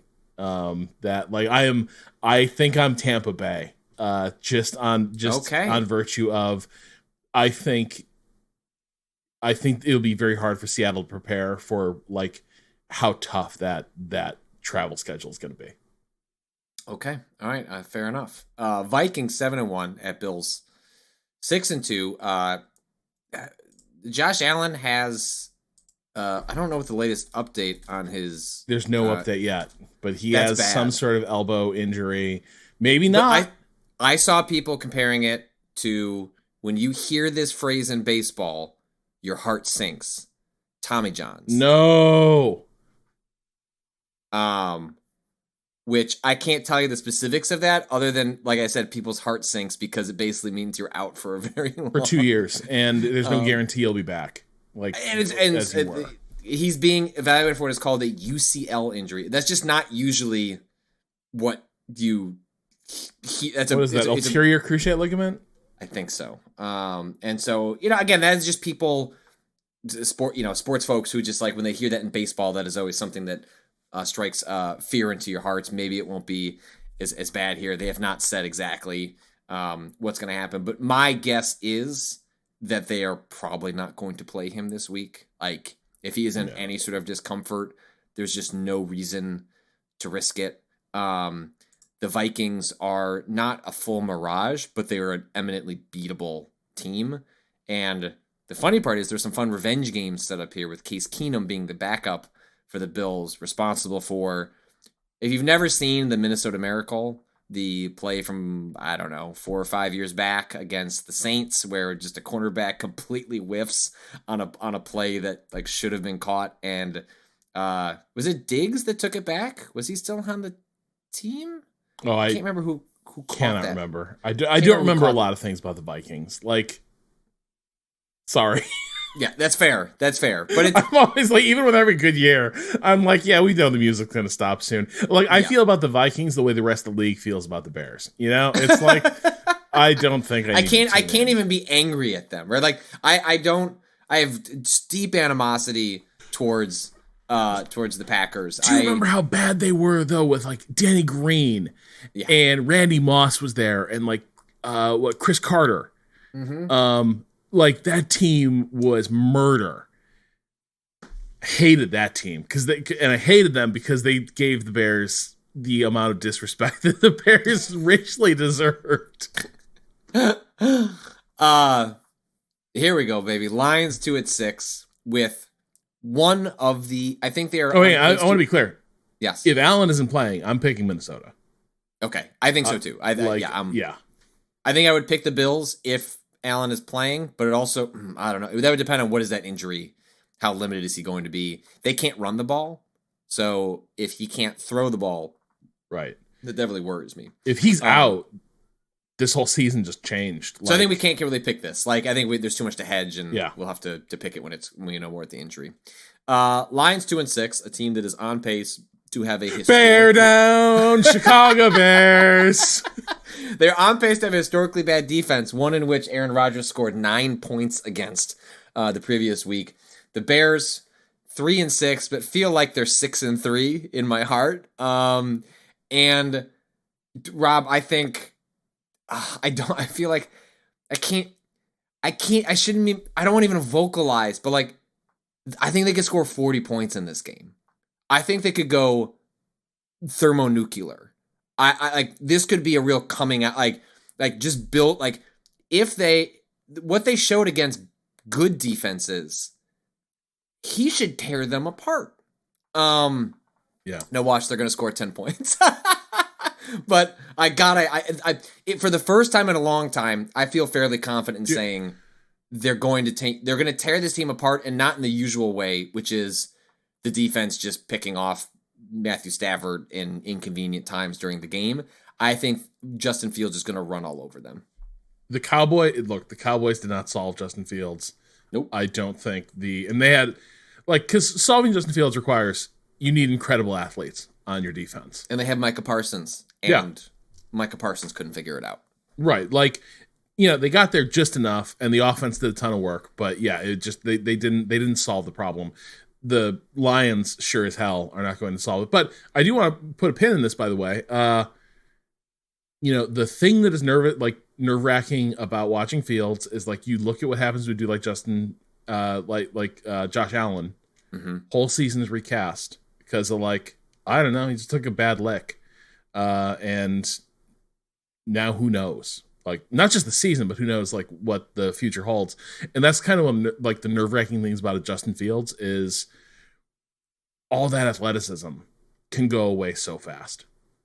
It can, but at least 3 games in a row is not a fluke, right? And so I am now at this point in the season, I hope he can just keep stacking. But he's clearly also an athlete that requires confidence, right? Or maybe just at this stages of his career, but he works so much better when he's feeling in a rhythm. And I don't mean the rhythm of an offense where you're stacking certain plays, or they work in conjunction with another. The dude is going to yoga and doing breathing classes. There is something about his aura when he is when he is feeling it. And so, of course, I would hate to see him miss 2 games or go out for the season in some sort of crushing injury. But I've seen enough. They're you know what I mean? It doesn't matter. I don't think that would change the trajectory of the team next year. I do wonder if there's a point where the Bears need to shut this dude down for the year. Where it's hey, dude, stop. One, Justin, you're keeping us in games we don't really want to be in. Yeah. And 2, if you're saying he has elite running back skills, you can it is one of the most well correlated things in statistics, carries per year and what happens to dudes who do it. Yep. And well, look at Cam Newton, right? Yep. Cam Newton is your, RG3 is a, that can happen to you where you have a sort of freak injury that derails your career. But Cam Newton is, I think, a much closer comp in which your body just falls apart at a certain point. And there's no one thing. It's just because you're superhuman. The thing that always startles me about Cam Newton is you realize how big he is. He doesn't look big because he used to do those goal line charges, though, dude. I mean, he was a tank. Well, no, but I also mean he's got really average but athletic proportions. Mm-hmm. It's just he's bigger than before. He's just 25% more person there. And so you would just he exulted in the fact that dudes will bounce off me. You better send linemen, because if you send the corner who has the speed to catch me, I'm going to kill him. Yeah. And Fields has that too, but the hits add up. And so I do kind of wonder if at a certain point, I think there was a bit of prove it for this Bears front office. Yeah, at some point it's dude, just throw it away. You've proven enough. Or you just say, we don't want the mileage anymore. Like, you know what? We're excited about next year. Yes, we will build around you. And enjoy the amazing draft picks we're going to get as you really work on your yoga. Yeah. Jaguars 3-6 at Chiefs 6-2. Did we do Tennessee Denver? Did I miss that one? So I'm looking at Gridiron. No, I did miss that one here. Titans at Denver. I don't have a. The Titans look good. The Titans look good. They don't play modern football, but they also seem to recognize what their team is and what their strengths are. I think Malik Willis is their their draft pick while Tannehill is out. He threw, I think, 6 passes against the Chiefs, and they almost won. And they all won in overtime. And also, Derrick Henry seems to have shaken off that foot issue. I just cannot trust the Broncos to do anything. No, and to your point, hey, modern football is out, dude.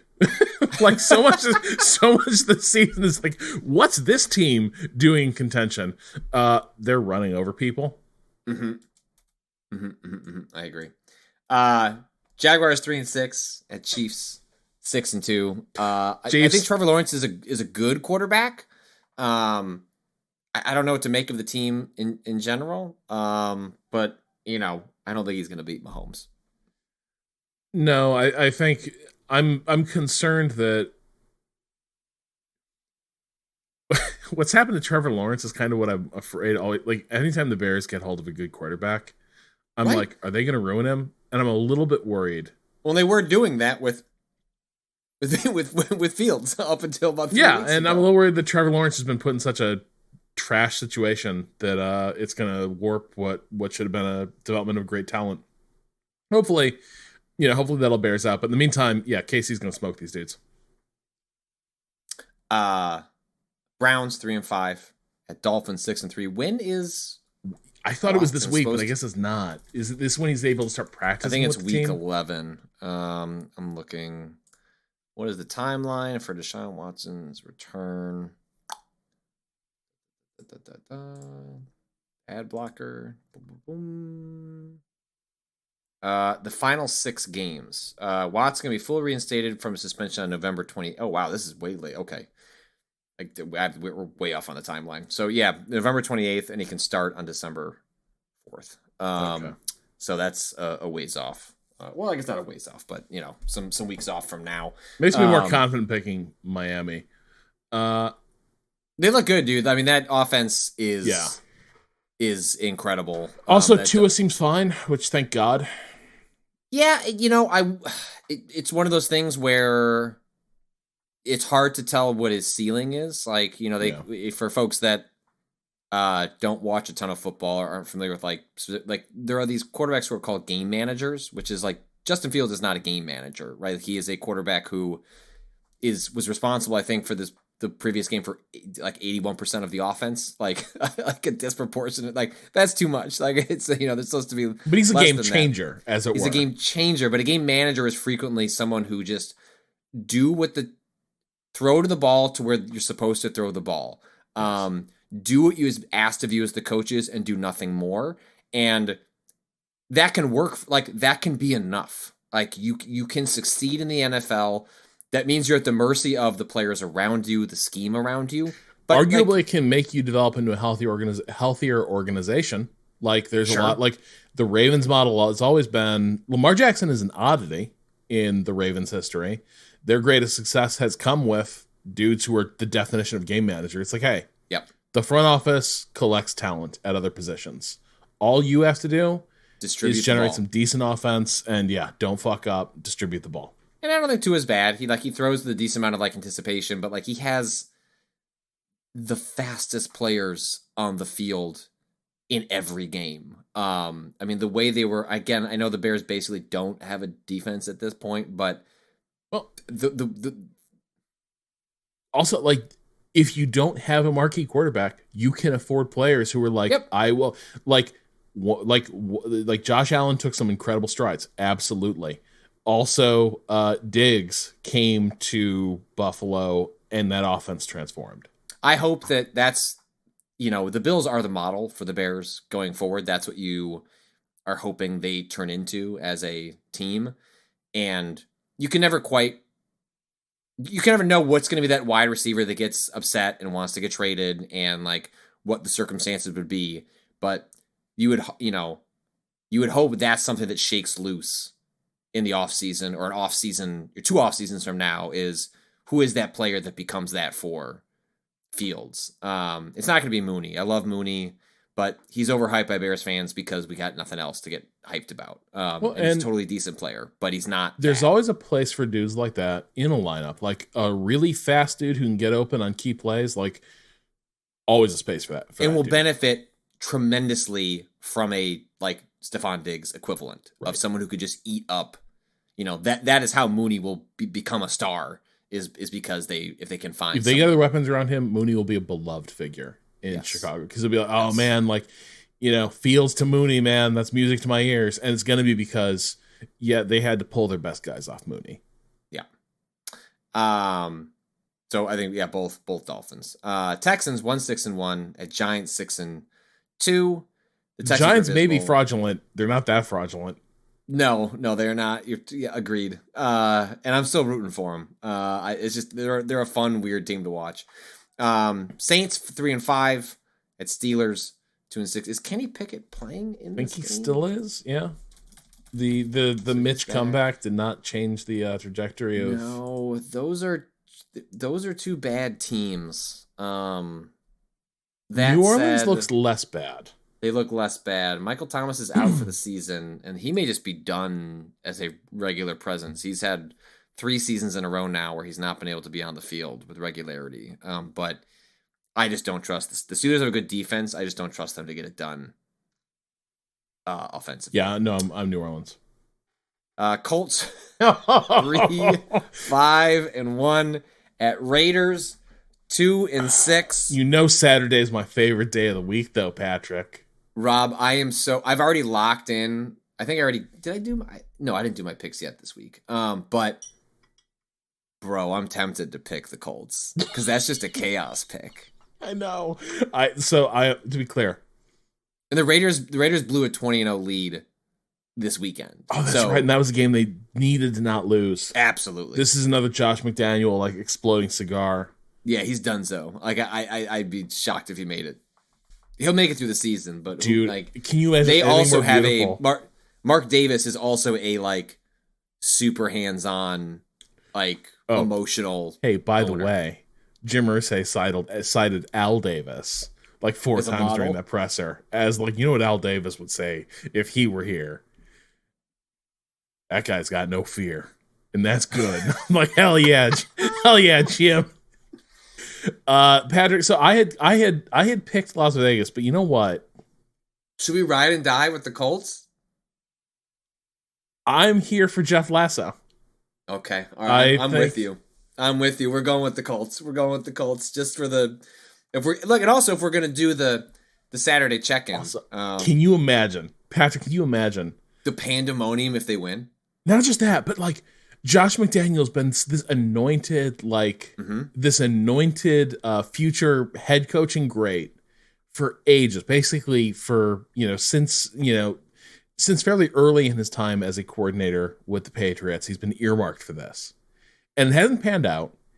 And it seems like maybe whatever he's got as a coordinator under Belichick, he just doesn't have when he takes it on the road. Can you imagine if he gets wiped out by a Colts team that effectively is just wiping the slate clean under a guy whose qualifications are, I like the cut of his jib. Hell yes. This is a total aside, but they are now like feeling reasonably confident that Fetterman is going to win in Pennsylvania, and hopefully I'm not wrong, and I'll make someone delete it from the podcast if that goes with. But I just want that piece of shit to lose so bad. Well, and also it's big boy season. It is big. Hey, Pritzker reelected. Fetterman, like send the big boys to the White House. Biden, get out of the way. Big boy season is here.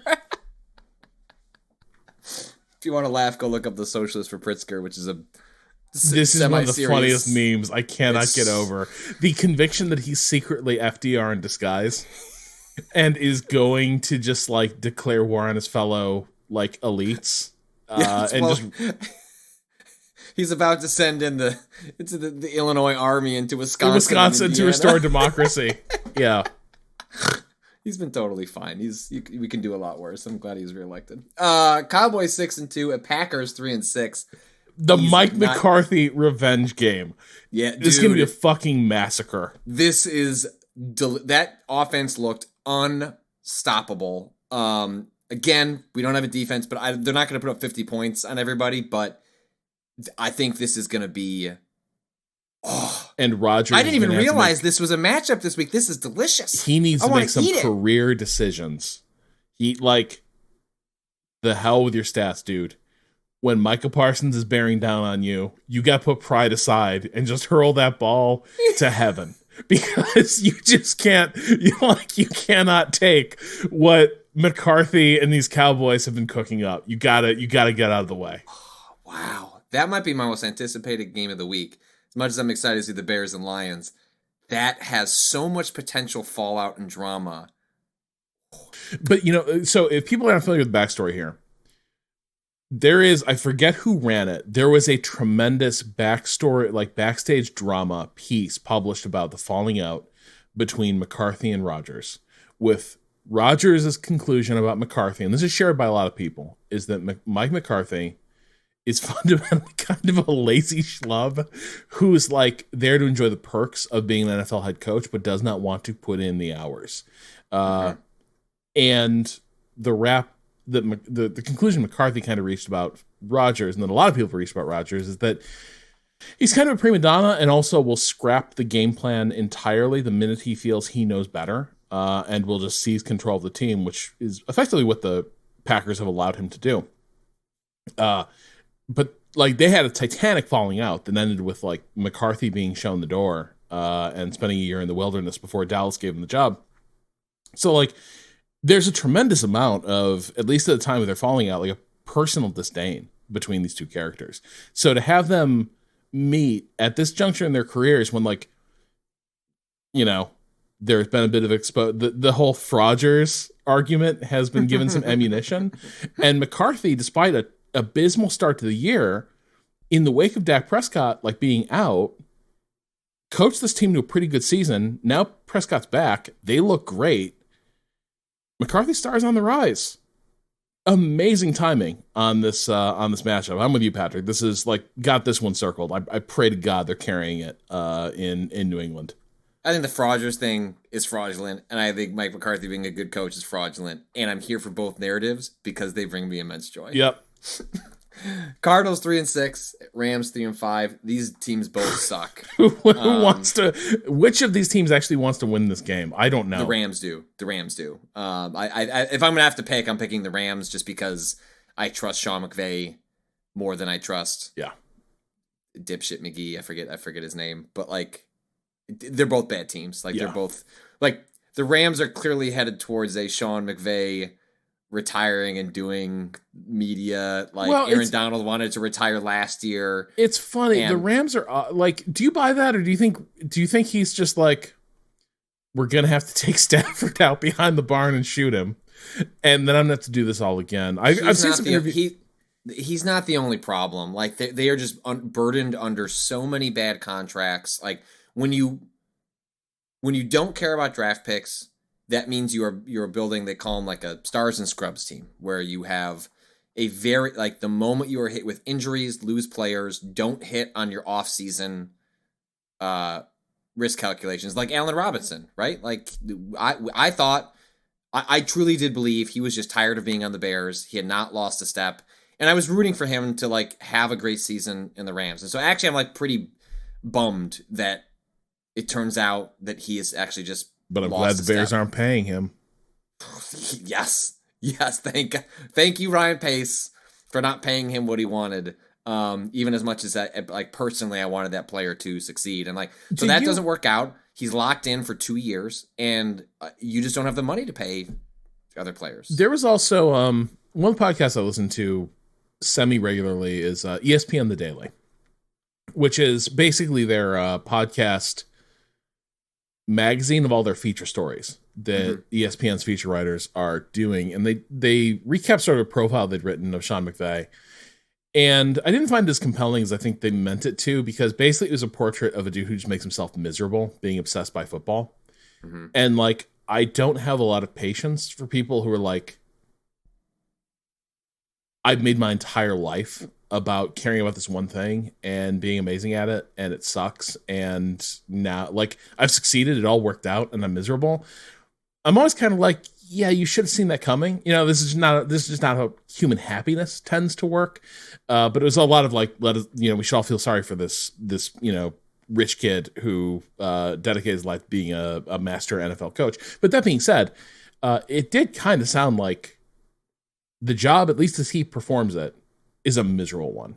And I do kind of wonder, I once cannot see him doing anything other than coaching an NFL team. And on the other hand, it kind of seems like this is a guy who would love to find the exit as quickly as possible. I think he is going to follow the Sean Payton model, and maybe he's with the Rams one more year and then says, oh, you need to rebuild this? Like, yeah, I'm out. And does 2 years on TV, comes back the next time a exciting opportunity arises. I think that is, and then maybe that establishes a model going forward. By the way, like, Sean Payton is riveting when he talks about football. He's great. Like, he was on the Manning cast for Monday Night Football, which is a not particularly good game, but he is. Just search for some of his media appearances. I do not like Colin Cowherd at all. When Peyton was on that, just talking through like how he was analyzing this year, I was like, everyone shut up. Sean Payton is talking. I don't care how many bounties he put on players. It's great. I love it. Besides, they broke his leg for it. That's true. The Chargers 5-3 at 49ers 4-4. I think the Chargers are fraudulent. Yep, I think Niners. I'm with you. Yeah. Also, you gotta give to your family friend. Well, at this point, I don't even have to do that anymore. Look at the Christian McCaffrey is gonna, until he tweaks his ankle and is out for 6 weeks, but he looks fucking awesome on that team. Commanders 4-5 at Eagles 8-0. We will not root against the Eagles. There is no Eagles slander here. We gotta check in with Austin, man. We got. I know, but the other thing is this again. Talk about things that are. Well, we're going timed. We will check in with Austin. Chicago Bears schedule. God. We're gonna check in with Austin around this. Yes, this has got to be what it is. I mean, I haven't told Austin this, but no. But Austin does that thing where he pretends to have sympathy with us, but he really doesn't. Like, remember when he was like, "You guys, I'm so sorry about the double doink," but we knew he wasn't. We knew he wasn't.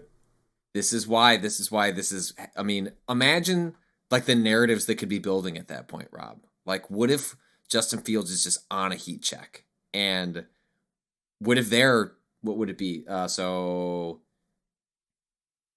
it would be like 11 or 12-0 or 13-0 or something at that point. Like, that sounds like fun. God, what if Fields and Hurts is like turns out to be the NFC equivalent though of like Mahomes and Allen?